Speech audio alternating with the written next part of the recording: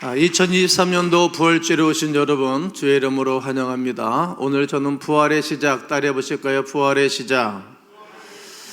부활주일이 되어지면 교회에서는 어떤 교회든지 결혼을 나눠주게 됩니다.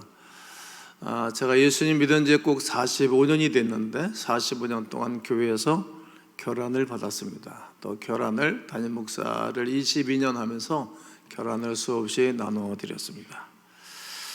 왜 결혼을 사용하는 것입니까? 21일 동안 암탉이, 어미닭이 알을 품고 있으면 반드시 병아리가 계란 껍질을 깨치고 나오게 됩니다. 우리가 먹는 계란은 유정란이 있고 무정란이 있습니다. 케이지에 꼭 조그만 케이지에 담아서 암탉을 길러서 낳는 계란은 무정란입니다. 비교할 수 없는 차이가 그 안에 감추어져 있는데, 어미가 알을 품기 시작만 하면 유정란은 계속 생명을 유지하다가 병아리가 나오고, 무정란은 굶고 부패해져 가는 것입니다. 우리의 생명도 그러합니다. 겉모습 보기엔 다 똑같지 않습니까? 모든 사람들을 바라볼 때 예수의 사람인지 아닌지 잘 모릅니다. 요한일서 5장 12절에 아들이 있는 자에게는 생명이 있고 아들이 없는 자에게는 생명이 없느니라. 주님을 알지 못하는 사람들은 무정란 영혼과도 같습니다. 지금은 살아있지만 주님 오시는 날 그들은 죽음의 선을 넘지 못할 것입니다. 정작 심각한 것은 신앙인 중에도 무정란 신앙을 가지고 사는 분들이 있습니다. 예수님 시대의 사도계인들은 죽은 자의 부활을 믿지 않았습니다. 입으로는 부활을 이야기하고 머리로는 부활을 아는 듯한데 마음, 영혼은 예수 그리스도의 부활을 담지 못하고 살아가는 것입니다. 이것이 도대체 어찌된 일입니까? 여러분, 부활을 아는 것이 중요한 것이 아닙니다. 내가 유정란 신앙인지 무정란 신앙인지가 중요할 것입니다. 요한복음 11장 25절에 예수께서 이르시되 나는 부활이요 생명이니 나를 믿는 자는 죽어도 살겠고, 할렐루야. 예수 그리스도는 나는 부활이요 생명이니 나를 믿는 자는 죽어도 살겠고 무릇 살아서 나를 믿는 자는 영원히 살 것이니 이것을 네가 믿느냐? 이렇게 반문하고 질문하고 말씀하고 계십니다. 이 말씀을 살아있는 생명의 말씀으로 믿어야 됩니다. 예수님의 부활이 나의 부활로 믿어지십니까? 그러면 여러분은 살아있는 영혼입니다. 무정란, 유정란 신앙이 되겠습니다. 교회 안에서 부활을 놓고 두 종류의 모임이 있습니다. 첫 번째 모임은 예수님의 무덤을 지키는 파수꾼들의 모임입니다. 예수님께서 십자가 못 박혀 돌아가셨을 때 아리마대 사람 요셉이 시체를 달라 하고 시체를 받아다가 장례를 치르게 됩니다. 자기가 준비해 놓은 무덤에 예수님을 대신 장사 지내드렸습니다. 예수님의 무덤은 동굴 무덤으로 돌로서 입구를 도로 막아놓았습니다. 예수님께서 4일 만에 부활하리라고 말씀하였기에 제사장들은 만일을 대비해서 무덤에 파수꾼을 보내어 지키게 하였습니다. 3일 후 군인들은 새벽에 일어난 예수님의 부활을 제사장에게 보고를 합니다. 예수님이 말씀하신 대로 부활하셨다는 보고를 하게 됩니다. 제사장들은 보고한 군인들에게 많은 돈을 줘가면서 그 사실을 은폐하려 하였습니다. 돈을 받은 군인들은 사실을 거짓으로 바꾸고 분명한 목격한 사실을 아니라고 거짓말을 퍼뜨렸던 것이 2000년 전에 대제사장들과 군인들이 하였던 일입니다. 이것이 세상의 모임입니다. 이 세상의 모임을 한번 살펴보도록 하겠습니다. 파수꾼의 보고를 위한 모임이었습니다. 여기는 세 가지의 습성이 있는데, 첫 번째가 돈으로서 문제를 해결하려 하는 모임입니다. 오늘 12절을 보면 그들이 장로들과 함께 모여 의논하고 군인들에게 뭐를 많이 주며? 돈을 많이 주며. 군인들에게 돈을 많이, 군인들이 이제 밤새도록 지키고 있다가 아침에 보니까 예수님이 부활하셨다는 거예요. 무덤이 없어졌다는 거죠. 이걸 보고를 하니까 그들에게 돈을 많이 줬어요. 이 모임은 해결하기 어려운 문제가 발생할 때 돈으로 모든 문제를 해결하려고 하는 모임입니다. 아마 요즘도 많은 사람들이 돈 가지고 모든 문제를 해결하려고 하겠죠. 돈만 있으면 모든 것이 해결된다고 생각하는 것과도 같습니다. 유전무죄, 무전유죄입니다. 이처럼 돈으로서 모든 문제를 해결하는 모임이 있고요. 두 번째는 자신들의 권리를 위해서 거짓말을 하는 모임입니다. 이르되 너희는 말하기를 그의 제자들이 밤에 와서 우리가 잠잘 때에 그를 도둑질하여 갔다 하라. 대제사장들은 예수님의 부활이 사람들에게 알려지면 자신들의 권위가 약화될 것을 알기 때문에 거짓말을 시작했고 거짓말을 시켰습니다. 세 번째는 세상의 권력으로 해결하려고 하는 모임입니다. 만일 이 말이 총독에게 들리면 우리가 권하여 너희로 근심하지 않게 하리라 하니, 오늘 본문 14절을 다 함께 읽겠습니다. 시작. 만일 이 말이 총독에게 들리면 우리가 권하여 너희로 근심하지 않게 하리라 하니, 이 말이 총독에게 들린다는 것은 파수꾼이 잠을 잤다는 이야기입니다. 포처가 잠을 자는 사이에 예수님의 시체를 도둑질해 갔다, 제자들이 도둑질해 갔다, 그리고 거짓으로 예수님이 부활하셨다라고 말한다는 말이죠. 그래서 총독이 파수꾼들이 잠잔 것을 문책한다면 대제사장과 장로들의 권력을 이용해서 문제를 해결하라고 하는 의도였습니다. 이런 모임은 예수님의 부활을 완전히 부정하는 모임입니다. 교회 안에서조차 돈과 거짓과 술수와 권력으로 모임을 유지한다면 실제로는 예수님을 부인하는 모임과도 같습니다. 교회는 교회다워야 하겠지요. 성도는 성도다워야 할 것입니다. 이런 세상 집단의 모임은 부정적인 사상을 가진 사람들로 선동을 잘합니다. 당을 짓지요. 자신들의 부정적인 생각을 합리화하기 위하여 사람들을 규합합니다. 그리고 편관리를 하고 나를 쪽을 나눠버리죠. 목소리 큰 쪽으로 항상 옮겨가 다니고 돈이 될 만한 일이 있다면 그쪽으로 붙습니다. 돈을 준다고 하면 양심도 팔아먹고 도덕심도 팔아먹고 경건도 팔아먹고 그쪽으로 붙는 것입니다. 다수가 선쪽으로 무조건 쫓아가는 것입니다. 부정적인 사상을 가진 사람들은 부정적인 여론을 형성하는데 아주 탁월합니다. 거짓말을 이용하여 수없는 사람들을 미혹하고 그리고 어렵게 만듭니다. 그러나 여론은 하나님의 뜻을 이루는 것이 아닙니다. 이들은 자꾸 지나간 이야기만 하고 있지요. 세상의 여론과 불신앙자들은 그것이 사실인 것처럼 여론을 형성하고 성경을 비판하고 복음의 비밀을 판단하고 약화시키는 자들의 모임입니다. 참으로 어리석은 일이요 어둠의 극치요 인간의 영적 무지함의 극치를 보여주는 처사라 생각이 됩니다.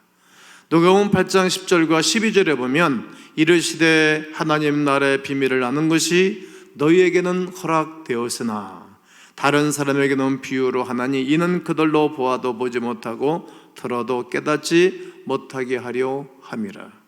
이 비유는 이러하니라. 씨는 하나님의 말씀이요 길가에 있다는 것은 말씀을 들은 자니 이에 마귀가 가서 그들이 믿어 구원을 얻지 못하게 하려고 말씀을 그 마음에서 빼앗는 것이요.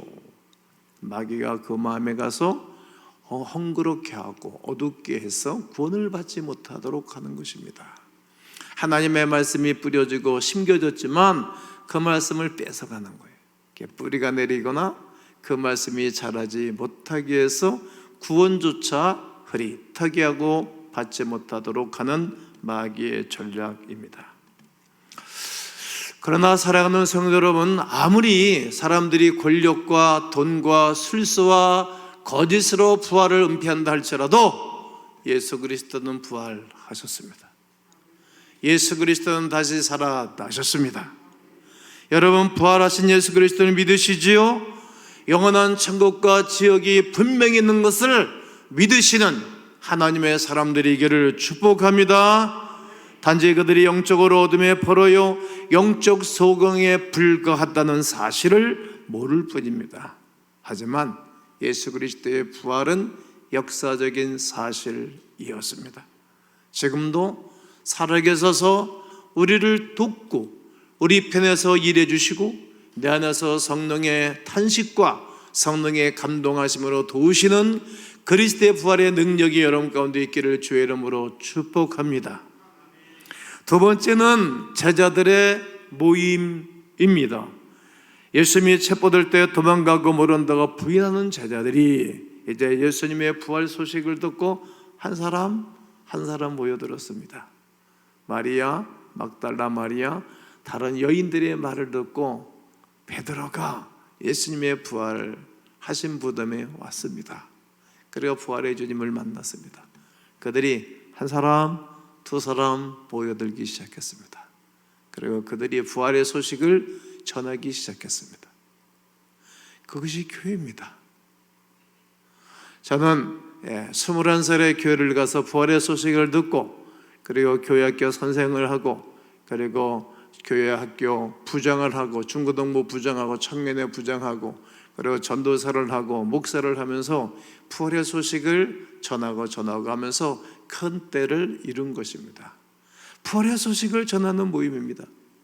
교회 학교 선생님들이 한 명, 두 명, 세 명 앉혀놓고 부활의 소식을 전하고 증거하다가 교회 학교 학생들이 늘어난 것 아닙니까? 이 제자들의 모임에도 세 가지의 성격이 있었는데 부활하신 예수님을 경배하는 모임입니다. 할렐루야. 오늘 16절과 17절을 온 교우가 함께 크게 읽습니다. 시작. 11제자가 갈릴리에 가서 예수께서 지시하신 산에 이르러 예수를 배웠고 경배하나 아직도 의심하는 사람들이 있더라. 11제자들이 예수를 찾아갔습니다. 그리고 그 산에 이르러 예수를 배웠고 경배하였습니다. 예수 그리스도의 부활을 경험하고 그를 경배하기 시작한 것입니다. 이 모임은 부활하신 예수님이 중심 인물이었습니다. 예수님을 경배하기 위하여 모인 무리였습니다. 제자들의 모임은 돈과 세상의 권력은 다 갖지는 못하였지만 예수님만 바라보고 모인 무리였습니다. 두 번째는 예수님의 명령을 순종하는 모임이었습니다. 그러므로 너희는 모든 족속으로 가서 제자를 삼아 아버지와 아들과 성령의 이름으로 세례를 주고 내가 너희에게 분반 모든 것을 가르쳐 지키게 하라. 볼지어다 내가 세상 끝날까지 너희와 항상 함께 있을 것이라 말씀을 하셨습니다. 모든 족속으로 제자를 삼으라는 것이 얼마나 힘들고 어려운 일인지 여러분 아십니까? 어쩌면 불가능한 일에 가까운 일입니다. 하지만 이 모임은 예수님의 명령에 순종하려고 하였습니다. 그래서 부인하다가 또 은혜를 받고 베드로는 그 아꼈던 나라 그리고 법과 질서를 앞세워서 전 세계를 장악했던 나라 로마에 들어가서 복음을 증거하다가 복음에 대해 악감정이 있는 사람들에게 십자가에 거꾸로 매달려 죽었습니다. 순종하는 무리들입니다. 교회는 순종하는 하나님의 사람들을 통해서 교회가 세워진답니다. 사람의 생각을 위해 거짓말을 만드는 것이 아닙니다. 하나님의 명령을 그대로 순종하는 모임이지요. 또한 부활하신 예수님의 약속을 믿는 모임입니다.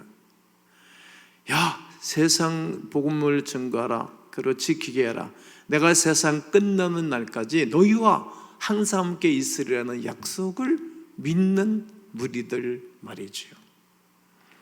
불가능한 일을 맡기시면서 돈을 주거나 세상에 권세를 주지도 않았습니다.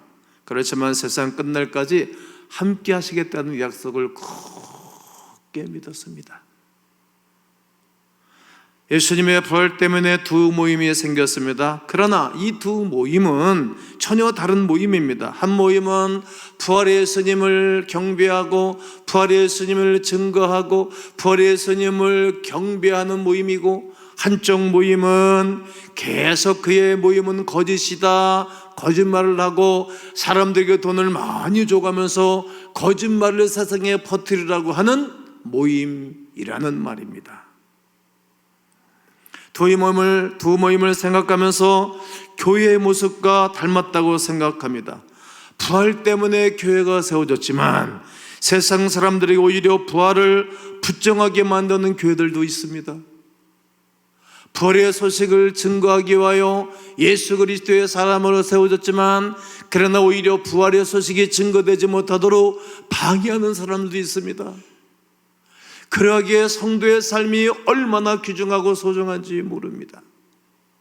나의 행위와 나의 삶을 통해서 많은 사람들이 예수 그리스도를 알게 되어주는 것, 이것이 부활의 주님을 위하여 모인 제자들의 모임이요 공동체가 되는 것입니다.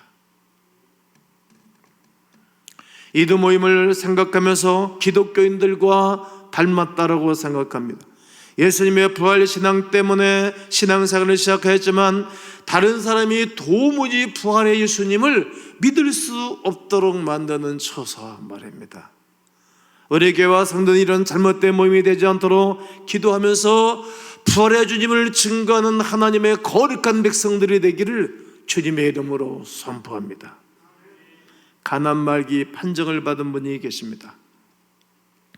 간은 아픔을 느끼지 못하는 미련한 장기 중에 하나라고 하지요. 그래서 우리가 간은 피곤하지 않도록 잘 관리를 해야 장수하는 요건 중에 하나입니다.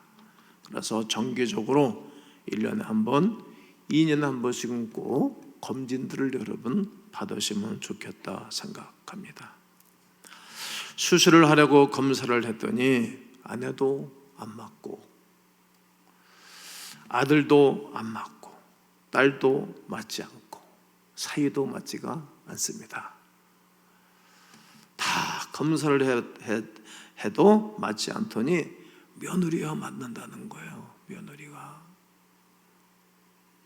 근데 이 며느리는 고등학교 교사이시고 그리고 18개월 된 아기가 있는 거예요. 그런데 이 며느리가 다 안 맞고 당신도 안 맞고 딸도 안 맞고 시어머니도 안 맞고 다 안 맞는데 누가 이 간을 주겠냐, 내가 하겠다 그랬더니 간암 말기에 아버지의 아들이자 이 교사 선생님의 며느리의 남편이 제일 먼저 방해하는 거예요. 안 된다고. 우리의 인생도 있고 우리의 삶도 있는데 어떻게 간을 이식해 주겠냐고. 본인의 간을 이식해 줄 때 간은 70%를 잘라 주어야 됩니다. 강하게 반대했습니다. 그러나 며느리는 시아버지 생명을 살린다고 기필코 고집을 피면서 똑같이 병상에 양쪽으로 누웠습니다. 그리고 이식을 한 이후에 시아버지도 건강이 호전되고 며느리도 건강이 좋아졌습니다. 꼭 주말이면 시어머니와 이 며느리가 함께 목욕탕에 간다고 합니다. 목욕탕에 가가지고 시어머니가 며느리의 복중에 이 배에 수술 자국이 있는 것을 보고 매일 운다는 거예요. 며느리야, 미안하다고. 그냥 끌어안고 우는 것입니다. 고마워서, 미안해서, 그 사랑을 받고 말이죠.